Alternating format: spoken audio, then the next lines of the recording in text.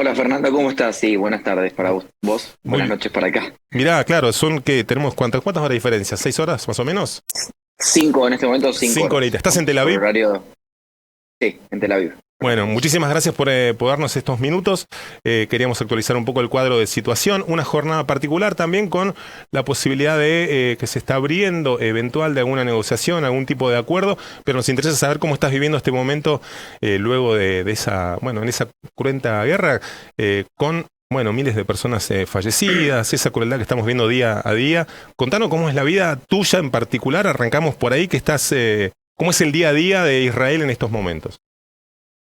Mira, te cuento desde lo personal primero, ¿no? Cuando el día que comienza la guerra, yo no estaba en Israel, estaba por un viaje de trabajo en el exterior y me fue muy difícil volver a Israel, al punto que recién pude volver hace 10 días a Israel y estuve en 4 países esperando poder volver a Mira. Tel Aviv, que es donde vivo.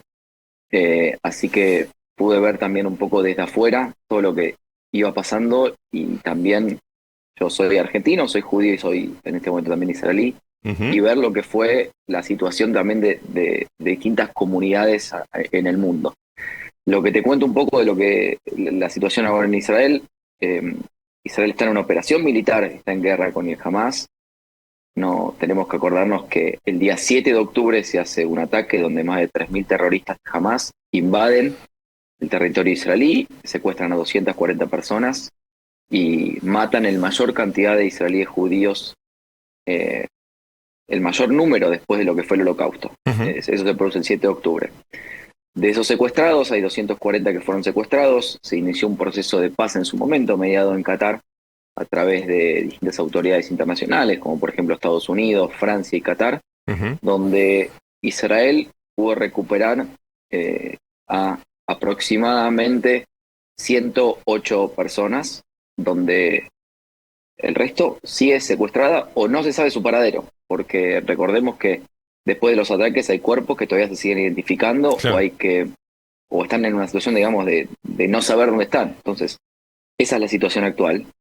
Eh, y acá yo puntualmente vivo en Tel Aviv, tengo mi trabajo, la gente intenta hacer una vida lo más normal posible, pero es Ujú. importante destacar esto, ¿no? Que Israel tiene un ejército donde la mayoría son reservistas.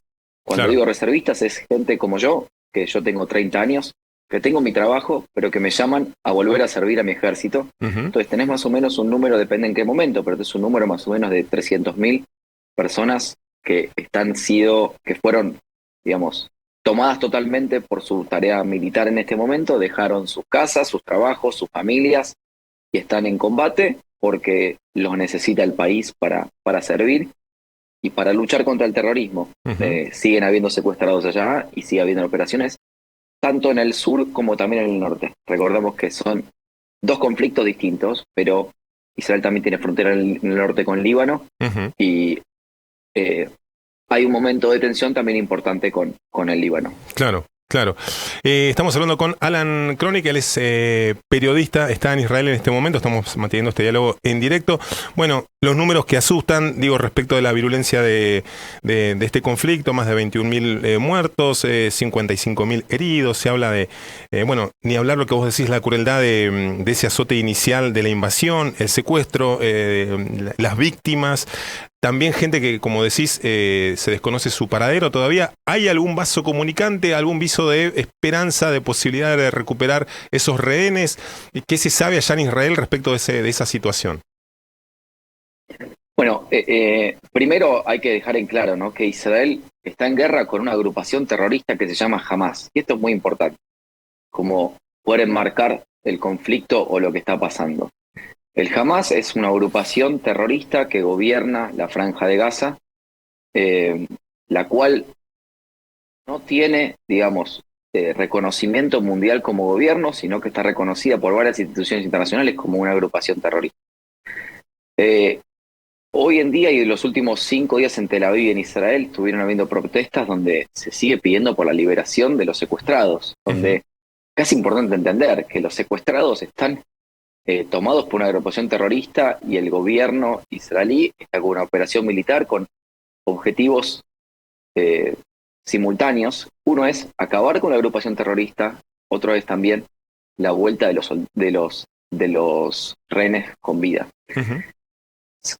Hoy en día no da la impresión de que haya un canal de comunicación como lo hubo hasta el final de noviembre, donde, digamos, internacionalmente la comunidad también fue involucrada para llevar un proceso de, digamos, negociación de rehenes, como Ujú. fue antes, donde también es importante entender, ¿no?, que Israel, para liberar civiles de su lado y conseguir que los civiles puedan volver, y cuando digo civiles son gente que, digo, sigue habiendo bebés secuestrados, para que entendamos también la magnitud, o personas mayores de 85 Sí, años que están siendo está secuestradas. clarísimo. Vemos niños muertos en la franja de Eh, Gaza por los bombardeos y vemos niños secuestrados, digamos. Esa es la faceta más cruel de de toda esta guerra, digamos, ¿no? Es la cuestión humanitaria que también está tallando como trasfondo de este conflicto, que es un conflicto histórico.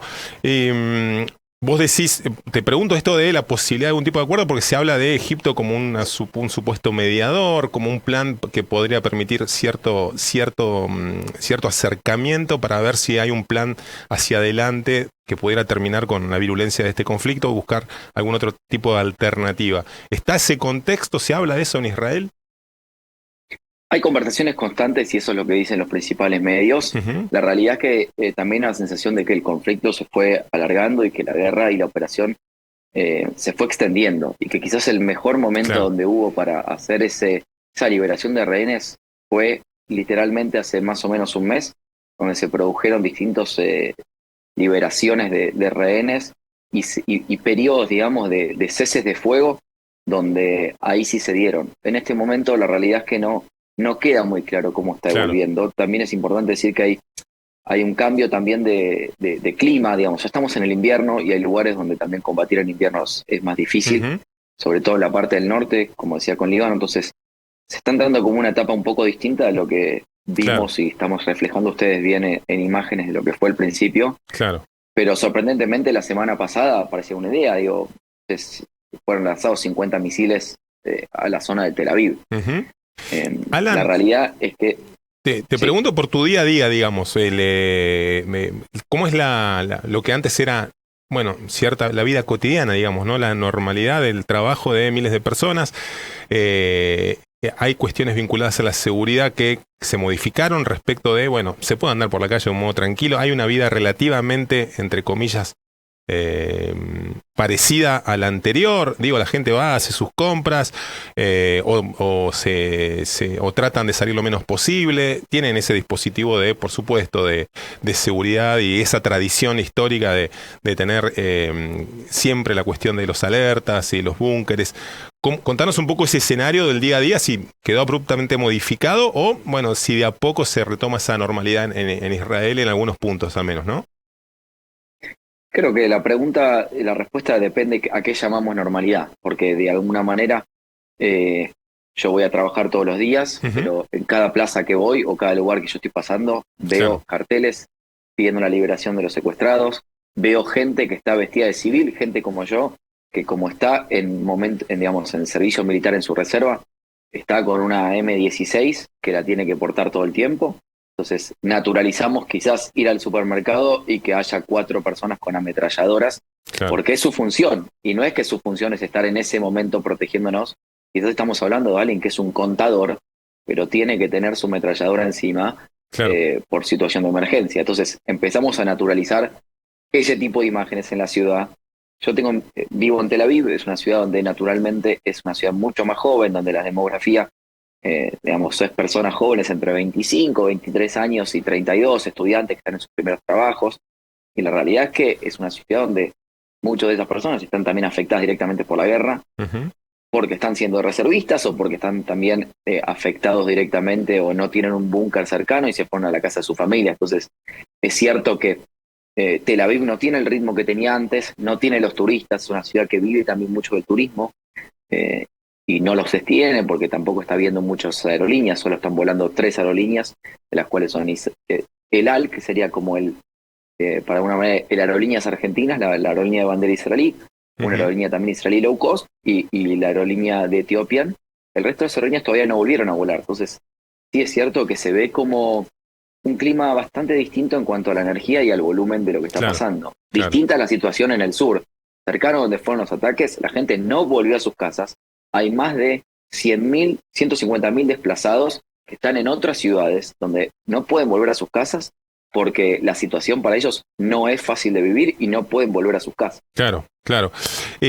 Alan, tenés, me imagino, parte de tus contactos de gente de Argentina que está allá también. ¿Cómo es esa situación? Me imagino que en momentos así esos vínculos tienden a afianzarse. ¿Tenés familia acá también? ¿Cómo es ese diálogo? Contanos un poco esa otra faceta, digamos. 100%. Yo tengo un gran grupo de amigos argentinos, latinos también, donde todos nos hacemos compañía y nos ayudamos mutuamente.